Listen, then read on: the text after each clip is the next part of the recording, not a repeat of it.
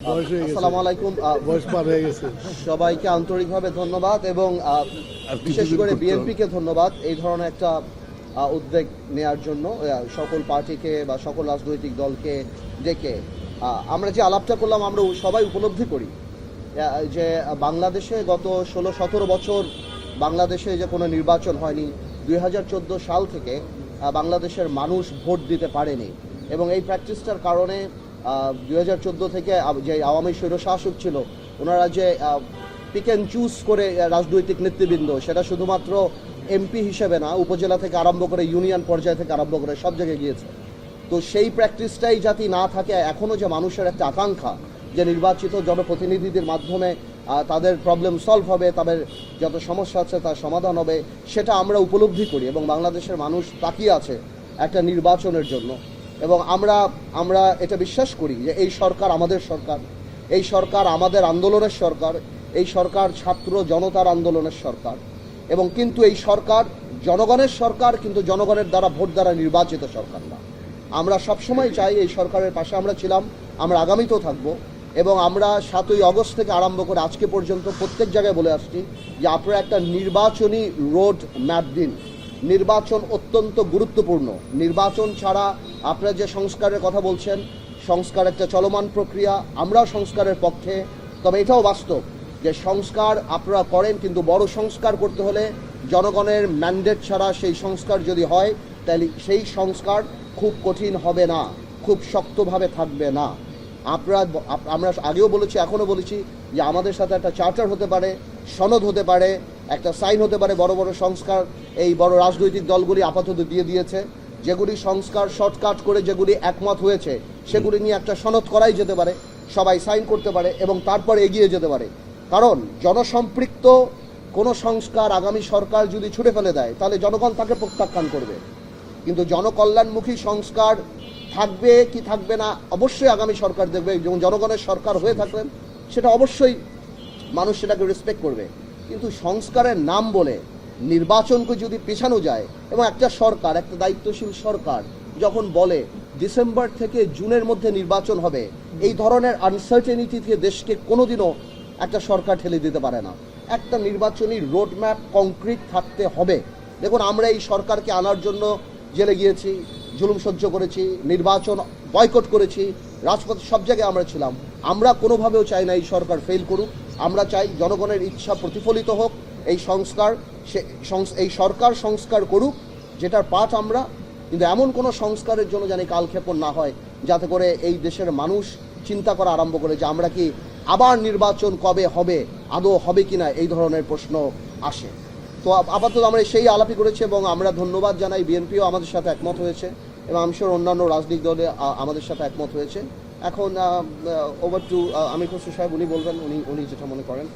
একটা জি বলেন। যেটা হচ্ছে আমরা তো দেখি যে বিএনপি প্রধান উপদেষ্টার সঙ্গে কয়েক দফা বৈঠক করেছে এবং ডিসেম্বরের আগেই যে নির্বাচনের দাবি বিএনপি, সেই ব্যাপারে আলোচনা হয়েছে কিনা এবং ডিসেম্বরের আগে নির্বাচন আপনারাও মনে করেন কিনা যে ডিসেম্বরের আগেই নির্বাচন হওয়া উচিত?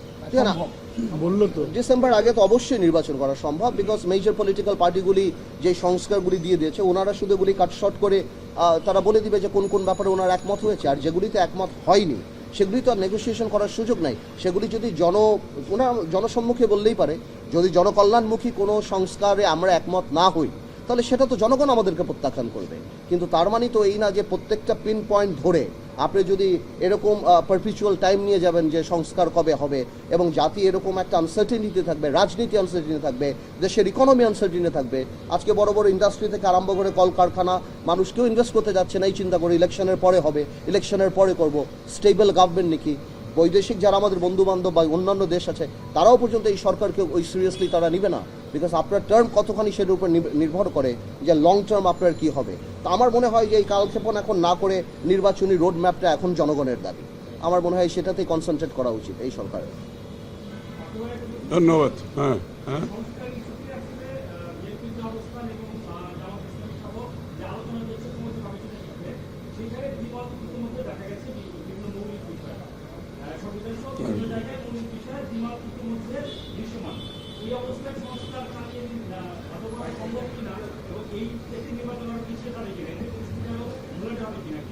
না, এটা তো একটা একটা মহল তো চাবে এটাকে ঘোলাটে করার জন্য, যেটা আমি আগে বললাম যে এখানে যদি কোনো দ্বিমত হয় সেটা তো গভর্নমেন্টের এটা তো জনগণের ম্যান্ডেটের উপর নির্ভর করবে। আপনার তো কোনো সুযোগ নাই আপনি কাউকে বাদ দিয়ে সংস্কারটা করার।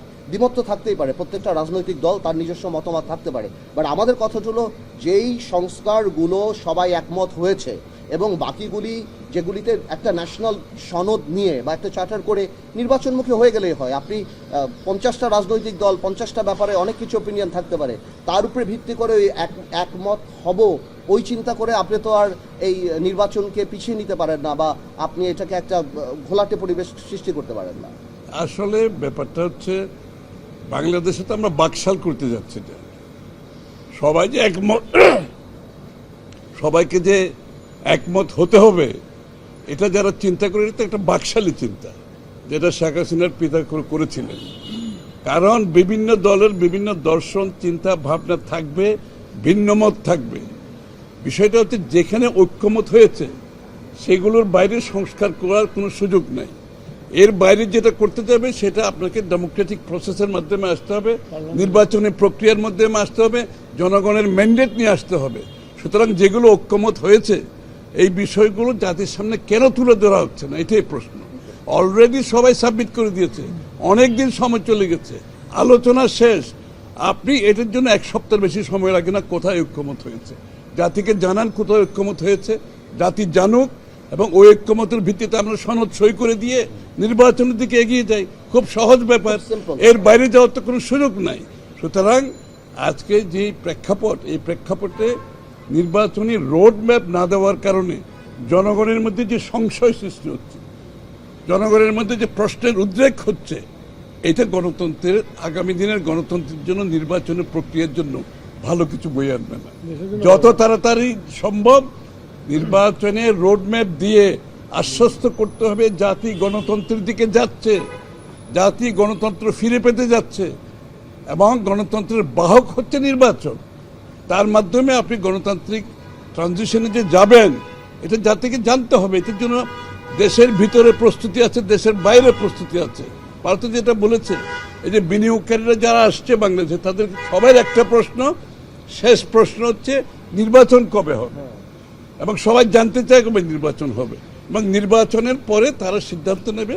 দেশের ভিতরের বিনিয়োগকারী, দেশের বাইরের বিনিয়োগকারী, শুধু বিনিয়োগ তো নয়, যত স্টেক হোল্ডার বাংলাদেশের সাথে কাজ করছে সবাই সিদ্ধান্তের ব্যাপার আছে। সবাই অপেক্ষা করছে নির্বাচনের জন্য। সুতরাং যেখানে ঐক্যমত হয়েছে এগুলো ডিক্লেয়ার করেন, সনদ সই করে দিয়ে নির্বাচনের রোডম্যাপ অতি সত্বর দিয়ে এই সংশয় থেকে জাতিকে মুক্ত করে দেন। সবাই গণতন্ত্রের পথে চলতে চায়, সবাই গণতান্ত্রিক অর্ডার ফিরে পেতে চায়, বাংলাদেশের মানুষ তার মালিকানা ফিরে পেতে চায়। ধন্যবাদ।